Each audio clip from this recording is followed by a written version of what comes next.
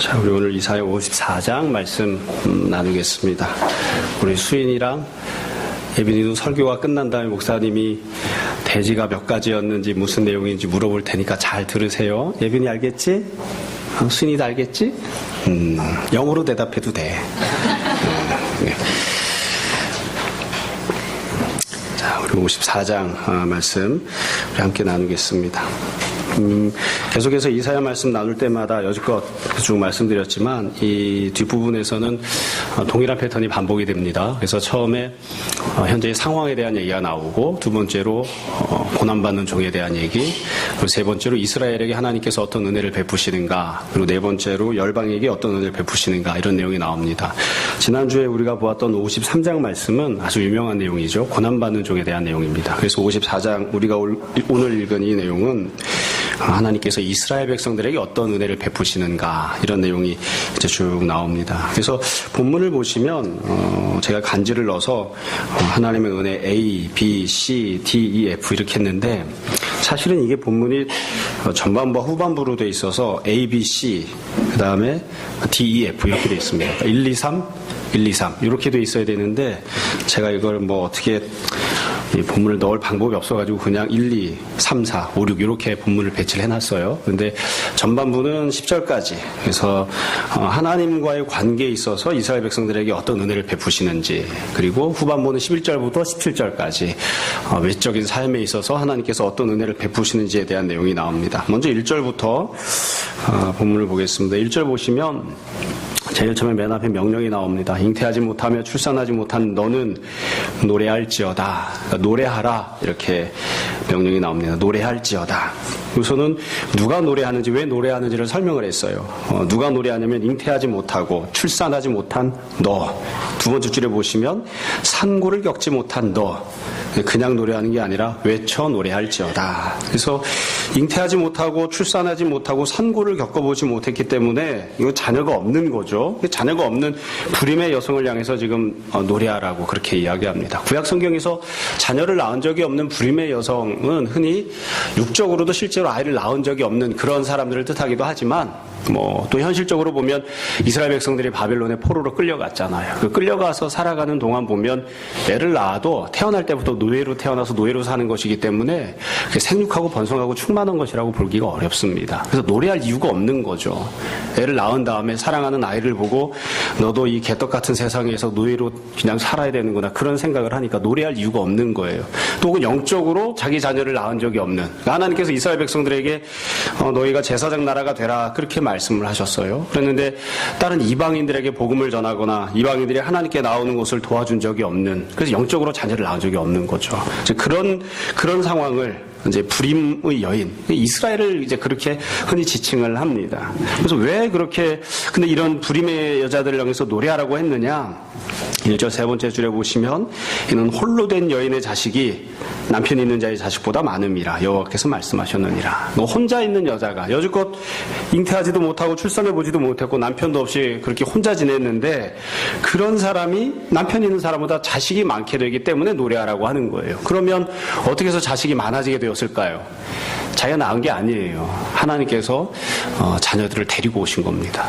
그래서 자기는 낳지 않았는데 하나님께서 자녀들을 데리고 와서, 그래서 이제 자녀들이 많아지게 되는 그런 상황이 되니까 이제 노래하라고 하시는 거예요. 여러분, 하나님께서 노래하라 이렇게 말씀하실 때에는 항상 노래할 만한 상황을 주십니다. 그러니까 상황은 힘들지만 어렵지만 노래할 만한 일은 눈꼽만큼도 없지만 무조건 노래해라 이렇게 말씀하시는 경우는 한 번도 없어요.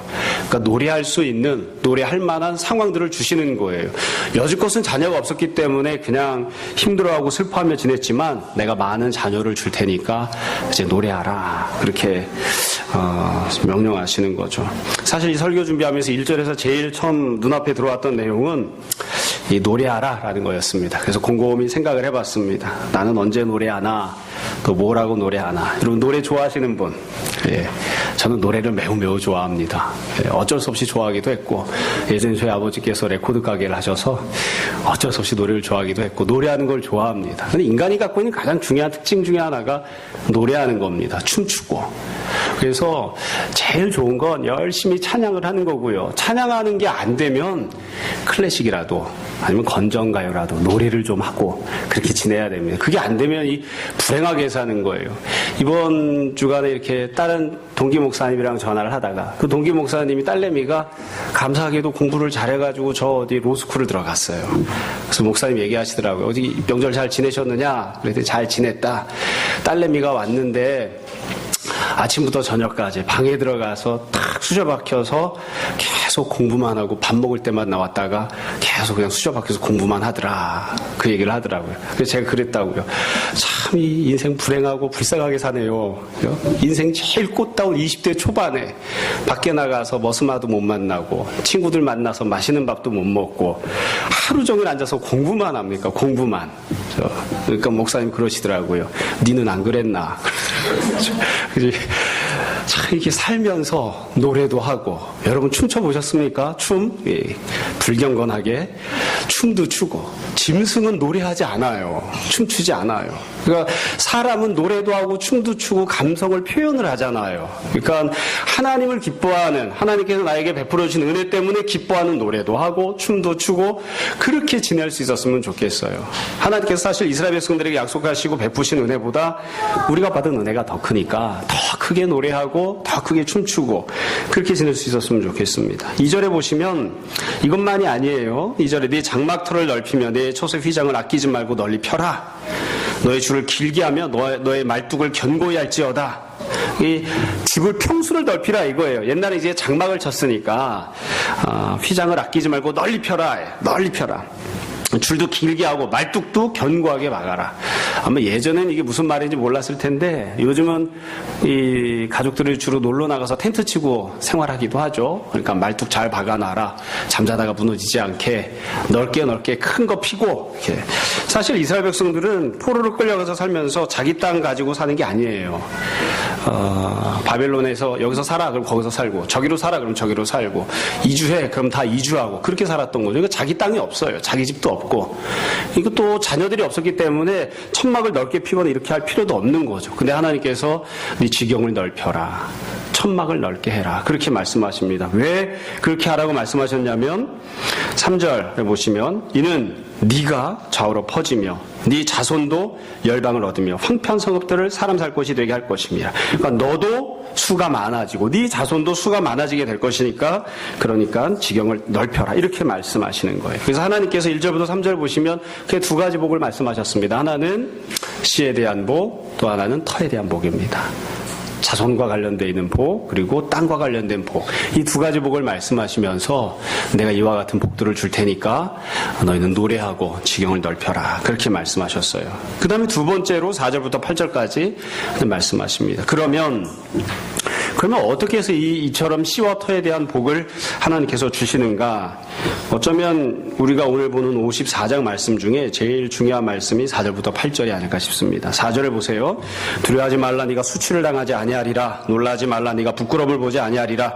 네가 내 젊었을 때의 수치를 잊겠고 과부 때의 치욕을 다시 기억함이 없으리니. 그러니까 여지껏 두려워하고 지냈어요. 수치를 당하고. 왜냐하면 젊었을 때 힘이 있는 것처럼 보였지만 그냥 과부로 그냥 그렇게 지내왔거든요. 근데 하나님께서 5절에 보면 이렇게 말씀하세요. 이는 너를 지으신 이가 네 남편이시라. 그의 이름은 만군의 여호와이시며 네 구속자는 이스라엘의 거룩한 이시라. 그는 온 땅의 하나님이라 일컬음을 받으실 것이라. 이유는 아주 간단해요. 두려워하지 마라. 또 부끄러움 보지 아니하겠다. 이렇게 말씀하신 이유는 간단해요. 하나님께서 남편이 되어주시기 때문입니다. 하나님께서 남편이 되어주시기 때문에. 잘 보세요. 사실 우리가 생각할 때는 이스라엘 향해서 두려워하지 마 이렇게 말씀하실 때엔 네가 힘이 있는 사람이 될 테니까 네가 높은 신분의 사람이 될 테니까 두려워하지 않아도 되는 그런 사람이 될 테니까 두려워하지 마라 이렇게 말씀하셔야 될 것 같은데 그게 아니에요.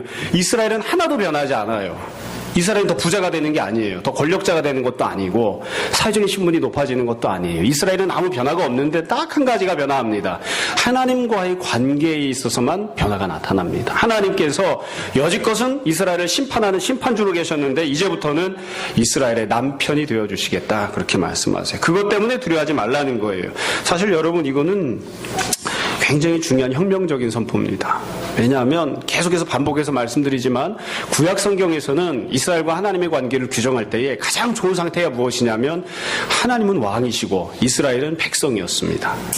그래서 왕이신 하나님의 인도하심, 왕이신 하나님의 통치하심, 왕이신 하나님의 울타리 안에서 백성으로 살아가는 거예요. 그래서 하나님께서 이스라엘을 향해서 나는 네 남편이다 이렇게 말씀하신 적이 없어요.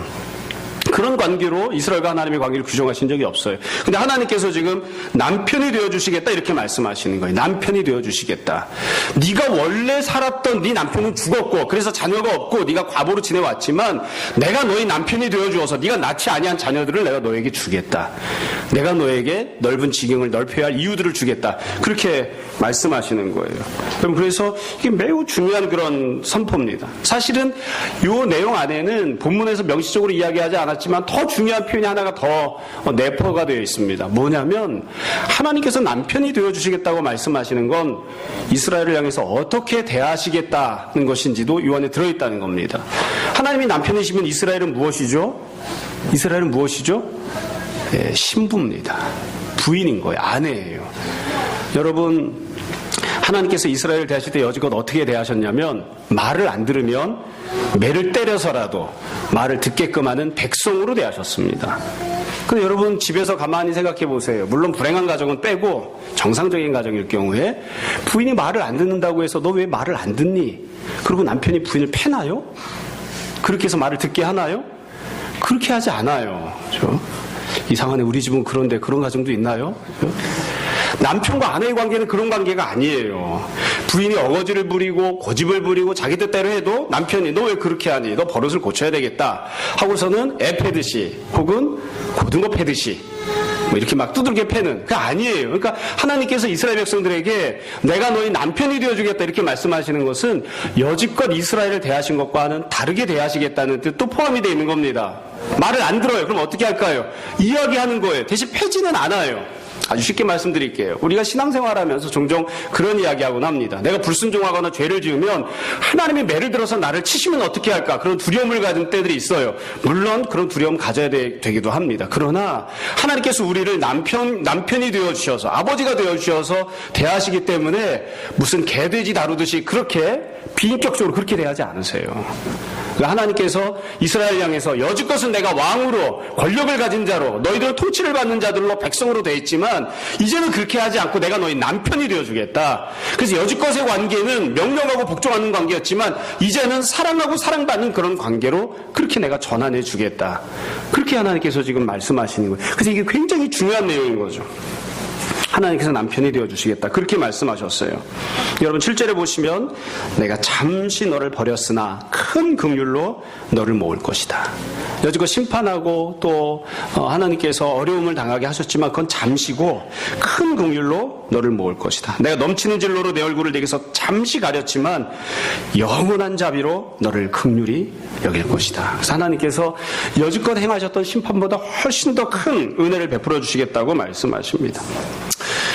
참 몇 번 전에 말씀드린 적이 있습니다만 이게 사실은 현실 속에서는 많은 고민이 되는 그런 부분이기도 합니다. 여러분 아시는 목사님 중에 김정한 목사님이라고 있습니다. 예, 좋아하시는 분 좋아하시고 싫어하시는 분은 또 나쁜 점이 있어 싫어하시는. 근데 김정한 목사님 이야기를 듣다가 제가 기억나는 부분이 있습니다. 뭐냐면 이분이 어렸을 때부터 아이들을 양육할 때에 혁대를 빼서 혁대로 애들을 때렸다 그러시더라고요. 그래서 우리 집 애들은 말을 잘 듣는다. 네. 그래서 이거 곰곰이 생각을 해봤어요. 나는 혁대로 애들을 때린 적이 있는가? 제 기억에는 없습니다. 예. 제가 굉장히 매를 많이 때리고 아이를 키운 편인데도 그래도 혁대로 때린 적은 없거든요. 그래서 김장한 목사님 말씀이 미국에 갔는데 어떤 분 목사님 가정에 갔더니만 애들이 너무 순하고 말을 잘 들어서 어떻게 이렇게 자녀를 잘 양육했냐 그랬더니 그 미국 목사님이 나는 혁대로 애들을 때립니다. 그래서 그렇게 하면 되는구나 와서 그렇게 했다는 거예요. 참 이게 말이 그렇지 여러분 애를 어떻게 혁대로 때립니까? 몽둥이로 때려야지. 그렇죠?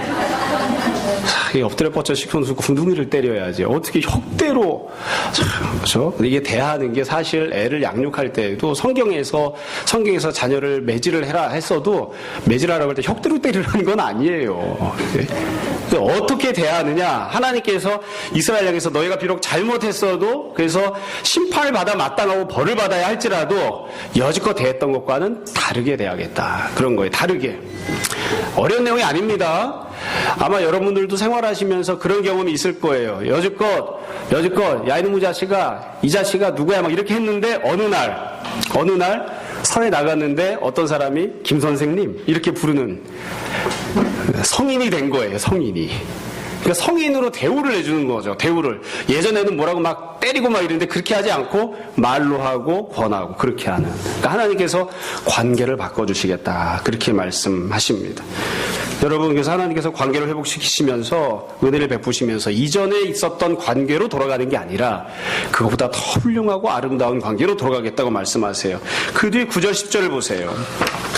9절 10절을 보시면 이와 같이 관계를 회복시키시면서 어떤 모습으로 관계를 회복시키시는가, 어떤 방법을 사용하시는가를 말씀하십니다. 9절 이는 내게 노아의 홍수와 같도다. 내가 다시는 노아의 홍수로 땅에 범람하지 못하게 하리라 맹세한 것 같이 내가 네게 노하지 아니하며 너를 책망하지 아니하기로 맹세하였노니. 그러니까 노아 홍수 때가 어떤 일이냐면 세상 사람들이 다 죄를 많이 져서 심판을 받았죠. 심판을 받아 마땅하니까 심판받은 거예요. 그럼에도 불구하고 하나님이 그 이후에 다시는 물로는 심판하지 않겠다 맹세하셨어요. 그것처럼 이스라엘이 현재 죄를 범했기 때문에 심판을 받은 겁니다. 그런데 하나님께서 그 이스라엘 향해서 내가 너에게 그렇게 하지 않겠다 말씀하시는 거예요. 그래서 10절을 보세요. 산들이 떠나며 언덕들은 옮겨질지라도 나의 자비는 내게서 떠나지 아니하며 나의 화평의 언약은 흔들리지 아니하리라. 그래서 하나님께서 화평의 언약을 맺어주시고 이스라엘에게 심판하지 않겠다 이렇게 말씀을 하셨습니다. 아마 우리가 일상생활하면서도 이거는 쉽게 이해할 수 있는 부분이에요. 가령 내가 뭘 잘못했어요. 근데 엄마가 나한테 화를 내야 되는데 화를 내지 않고 엄마가 나한테 잘해줘요. 그럼 애는 무슨 생각을 할까요? 아, 이렇게 엄마가 좀 분위기가 좋을 때 잘 해야 된다. 잘 기어야지. 이 상태에서 엄마가 잘해준다고 해서 내가 함부로 했다가 엄마 기분이 조금 상하면 그럼 이거 끝장난다. 그때 잘 알아서 이렇게 잘 비벼야 돼요. 그쵸? 선우야, 그래, 안 그래? 그래? 근데 하나님 지금 말씀하시는 건 그게 아니에요. 네가 죄를 졌지, 잘못했지, 그래서 심판받아 마땅하지. 그런데 내가 너한테 잘해줄게. 이전보다 더 잘해줄게. 대신 내가 기분 나빠지면 넌 국물도 없어. 이게 아니에요. 여지껏 잘못했던 거 심판받은 거 싹 다 덮어주고 완벽하게 평화의 언약으로 다시 언약을 주시겠다는 거예요. 네가 겁내지 않아도 돼. 내가 잘못한 게 있는데, 꿀린 게 있는데, 죄 지은 게 있는데, 매를 맞아야 되는데 왜 나한테 이렇게 잘해주시지? 하나님이 기분 나빠지면 또 함부로 하시는 거 아닐까? 그렇게 두려워하지 않아도 돼. 내가 너에게 언약을 맺어주고 관계를 새롭게, 완벽히 새롭게 내가 정립하겠다. 하나님께서 지금 그렇게 말씀해 주시는 거예요. 그래서 지금 이 10절까지 나눴던 말씀이 하나님께서 이스라엘 백성들에게 약속하신 구원에 대한 내용입니다. 그래서 이 내용을 보시면 첫 번째로, 이게 첫 번째 내용이에요.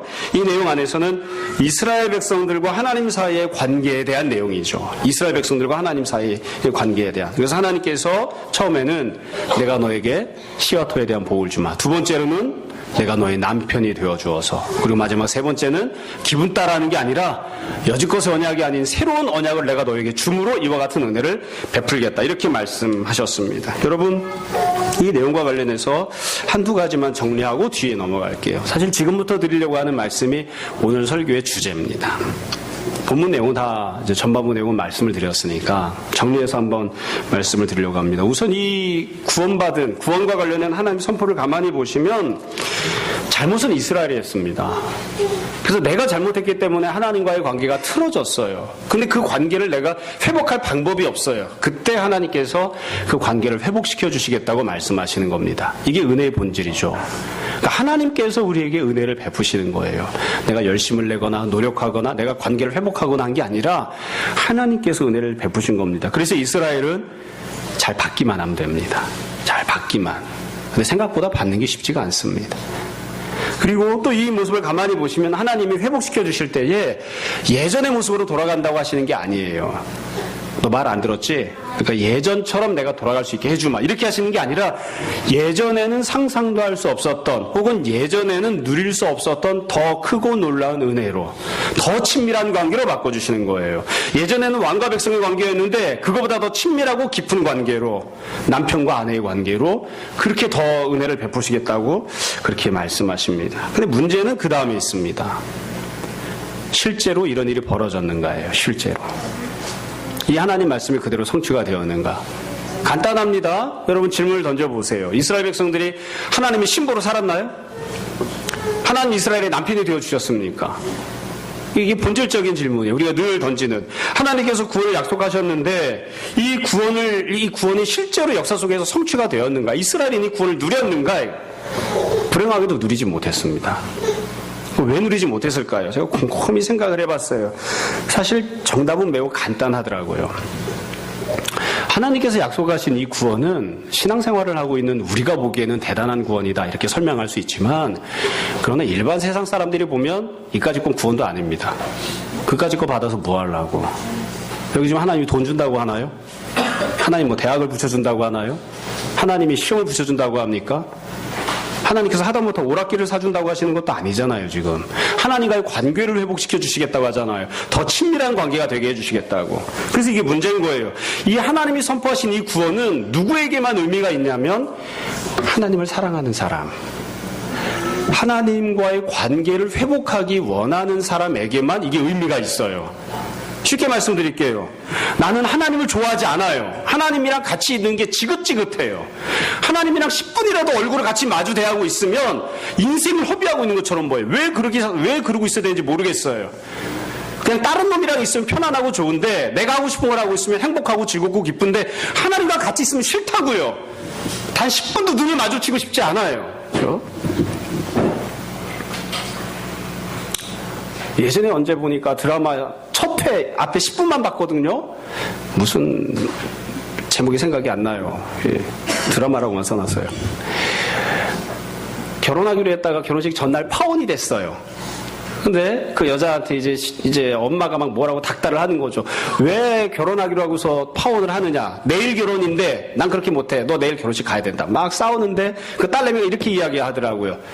밥 먹는 것도 꼬라지가 보기 싫은데 어떻게 결혼을 해. 밥 먹는 것도 꼬라지가 보기 싫은데 어떻게 결혼을 해. 오해영인가? 무슨 그런 드라마였던 것 같아요. 안 봤어요 그 다음에. 그래서 내가 감당하기는 어려울 것 같다 싶어서. 여러분, 이 하나님이 말씀하신 구원은 누구에게만 의미가 있냐면 나는 하나님과의 관계를 회복하기 원합니다. 하나님을 기뻐합니다. 하나님과 잘 지내고 싶습니다. 근데 그렇게 할 방법이 없네요. 이런 사람들에게 의미가 있는 거예요. 나 하나님 싫어요. 나는 무슨 수를 써서라도 예배 시간을 빼먹고 싶습니다. 절대로 교회는 안 가고 싶어요. 어떻게 하면 하나님 안 믿고 살까요? 이런 생각을 갖고 있는 사람이 이게 무슨 복음이겠어요. 저주예요 그건. 그러니까 왜 이게 은혜가 안 되느냐? 그리고 왜 이게 구원이 못 되느냐? 왜 이걸 받아 누리지 못했느냐? 하나님을 기뻐하는 마음이 없는 거예요. 하나님을 기뻐하는 마음이. 뭐 어려운 내용이 아니죠. 어려운 내용이 아닙니다. 그래서 결국 이스라엘 백성들이 심판을 받게 되는 가장 근본적인 이유는 그들이 하나님을 원하지 않았기 때문입니다. 아무리 하나님 그걸 다 주시려고 해도 할 수 없는 걸 어떻게 하겠어요. 나는 엄마가 꼴 보기 싫은데, 아빠가 꼴 보기 싫은데, 엄마 아빠가 나한테 해주는 게 아무것도 없는데, 엄마 아빠가 그래, 엄마 아빠가 여지껏 바쁘게 사느라 너한테 신경을 많이 못 썼다. 앞으로는 하루에 10분씩만 나랑 있었는데 하루에 3시간씩 나랑 같이 있자. 그럼 애가 뭐라고 할까요? 엄마 나는 분가를 하고 싶다니까. 나는 가출을 하고 싶다니까. 그럼 그게 은혜가 안 되는 거예요. 엄마 아빠가 희생하고 헌신해서 자녀와 함께 있게 해주겠다고 하더라도 그게 은혜가 안 되는 거예요. 그래서 근본적인 가장 큰 문제는 무엇입니까? 이스라엘의 마음이 썩어 문드러졌거든요. 옳지 않은 마음을 갖고 있거든요. 정말로 그들의 인생에서 가장 중요하고 복된 삶이 무엇인지를 모르거든요. 그래서 내가 원하는 대로 살고 내가 죄 짓고 싶은 대로 죄 짓고 그걸 가장 기뻐하고 있거든요. 하나님과의 관계 회복을 원하지 않는 거예요.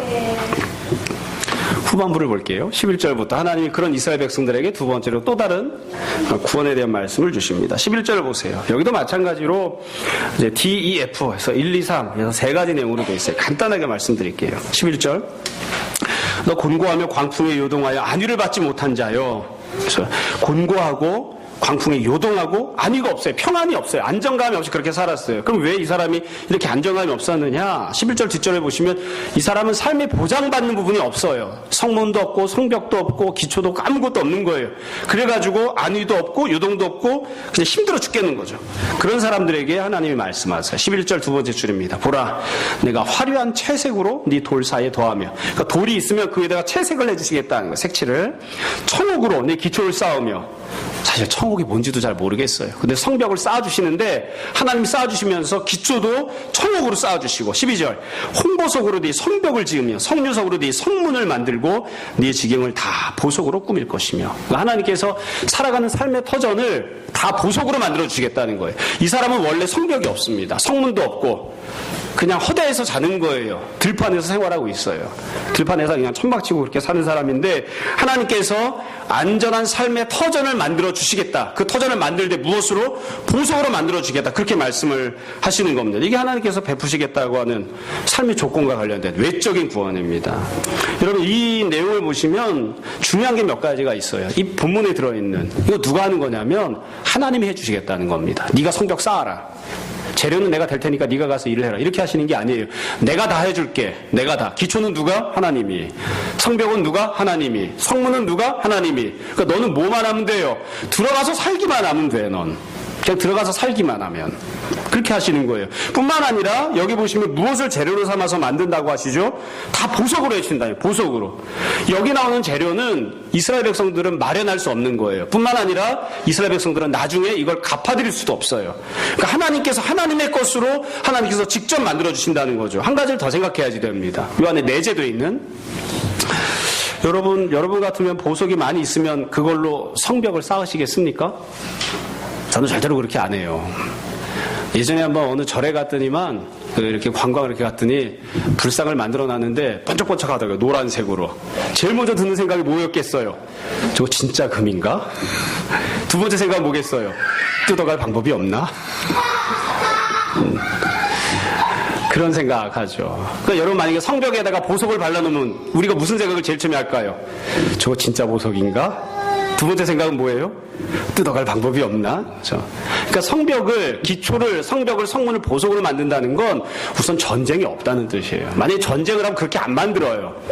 그리고 치안이 확실하다는 뜻이에요. 도둑놈이 없어요. 나쁜 놈이. 그러니까 이 성벽을 보석으로 만들어주겠다고 하는 것은 성벽 때문에 전쟁이 없어지는 것뿐만이 아니라 하나님께서 일거의 전쟁이나 여러 가지 위협이나 힘들고 어려운 상황을 싹 없애주시고 그 안에서 잘 살 수 있게끔 터전을 마련해 주신다는 거예요. 이 성벽은 안전을 위한 것이기도 하지만 이스라엘 백성들을 영광스럽게 만들어주시려고 하는, 높여주시려는, 존귀하게 만들어주시려는 그런 목적을 갖고 있는 성벽인 거죠. 하나님께서 그래서 안전도 주고 영광도 존귀도 내가 너에게 주겠다. 그렇게 말씀하시는 겁니다. 그렇죠? 높여주시겠다. 존귀하게 하시겠다. 그렇게 하세요. 그리고 난 다음에 보세요. 13절 14절입니다. 13절 14절은 그러면 그렇게 만들어진 성벽 안에서는 어떻게 사느냐. 13절을 보세요. 네 모든 자녀는 여호와의 교훈을 받을 것이니, 교훈을 받는다는 건 교육받는다는 겁니다. 네 자녀에게는 큰 평안이 있을 것이며 14절 너는 공의로 설 것이며 학대가 내게서 멀어질 것인즉 내가 두려워하지 아니할 것이며 공포도 내게 가까이 하지 못할 것이라. 그리고 두 번째 복인데요. 이건 성벽을 쌓아주시고 그리고 끝나는 게 아니라 그 성벽 안에서 어떻게 사는가에 대한 내용이 나와요. 이게 복 있는 삶이죠. 이 성벽 안에 사는 삶을 보시면 교육이 나오고요. 평안이 나오고 공의가 나옵니다. 그러니까 어떻게 사느냐. 교육받으며 살 것이고 평안을 누리며 살 것이고 그리고 공의가 가득한 곳에서 살게 될 것이다. 사실은 이게 우리가 살아가는 삶 속에서도 이게 성취가 되어야 됩니다.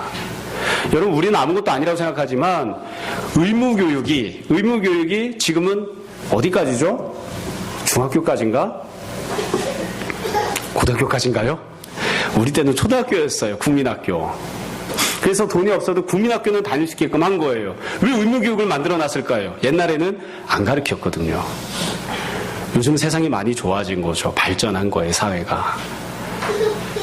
그러니까 예전에는 교육받는다 그러면 아무나 교육받는 게 아니었습니다. 그렇죠? 상놈이 교육받아서 뭐 하겠어요? 여자가 글자를 배워서 뭐 하겠어요? 그러니까 예전에는 교육이 특권이었다고요. 그러니까 하나님께서 말씀하시는 거예요. 성벽 쌓아주마. 그럼 내가 너를 존귀하게 만들어주마. 보석으로 다 치장을 해줄게. 그럼 그렇게 외적으로만 그렇게 만들어주시는 게 아니라, 그리고 네가 살아가는 사회 안에는 첫 번째로 교육이 있고, 하나님 말씀에 대한 교육이 있고, 두 번째로는 평안이 있고, 세 번째로는 공의가 흘러넘치는 그런 세상을 내가 만들어주마. 그 안에서 내가 너를 살아가게 할게. 네 자녀는, 여지껏 너는 그렇게 못 살았지만 네 자녀는 첫 번째로 교육을 받을 것이고, 두 번째로는 평안을 누릴 것이고, 세 번째로는 공의가 흘러넘치는 세상에서 살게 될 것이다. 하나님께서 그렇게 약속하시는 거예요. 이거 우리가 늘 기도해야 되는 제목이기도 합니다. 이 땅에 교육이 바로 서도록, 하나님 말씀을 가르치는 일들이 넘쳐나도록, 이 땅 가운데 살아가는 자들이 마음이 두려워하거나 불편해하는 것 없이 평안을 누리고 살도록, 그리고 이 땅에 사는 자들이 돈이 있건 돈이 없건, 남자건 여자건 혹은 장애인이건 그렇지 않건 다 공의를 누리며 살아가는 그런 세상이 되도록 그렇게 기도해야 됩니다. 이게 이 성경 안에서 살아가는 삶에 대한 내용이에요. 그 다음에 15절부터 17절 마지막입니다. 보라, 그들이 분쟁을 일으킬지라도 나로 말미암지 아니한 것이니 누구든지 너와 분쟁을 일으키는 자는 너로 말미암아 패망하리라. 그러니까 네가 심판을 주관하는 자가 된다 말씀하셨고요. 16절, 보라, 숯불을 불어서 자기가 쓸만한 연장을 제조하는 장인도 내가 창조하였고, 파괴하며 진멸하는 자도 내가 창조하였는데, 17절, 너를 치려고 제조된 모든 연장이 쓸모가 없을 것이라. 일어나 너를 대적하여 송사하는 모든 혀는 네게 정죄를 당하리니 네가 정죄할 것이다. 15절부터 17절은 이따 오후에 조금 더 상세하게 말씀을 보겠습니다. 그래서 15절부터 17절은 이와 같이 외적인 환경이 다 갖춰진 다음에 이스라엘 백성들이 어떤 지위를 누리게 되는가, 실제로 어떻게 살아가는가에 대한 삶에 대한 이야기를 담고 있어요. 그래서 이 후반부 11절부터 보시면 어떻게 되어 있냐면, 제일 처음에 하나님께서 그들에게 평안을 주시고 안전을 주시고 성을 쌓아주십니다. 두 번째로는 그 성 안에서 교육이 있고 평안이 있고 공의가 흘러넘치는 삶을 살게 해주십니다. 세 번째로는 그 삶을 이렇게 지속해 나가면서 이스라엘이 이스라엘답게 직분을 감당하는, 이전과는 다른 신분으로 살아가는 그런 모습을 허락하시겠다고 말씀하세요. 그래서 결국 54장 후반부는 외적인 삶과 관련된 그런 내용이에요. 이 내용도 마찬가지입니다. 앞에 있던 것과 똑같은 특징을 갖고 있어요. 여러분, 이게 왜 이스라엘 백성들에게 구원의 선포가 안 됐을까요? 이스라엘 실제로 이렇게 누리고 살았나요? 못 누리고 살았어요. 왜 이걸 못 누리고 살았을까요? 이것도 마찬가지예요.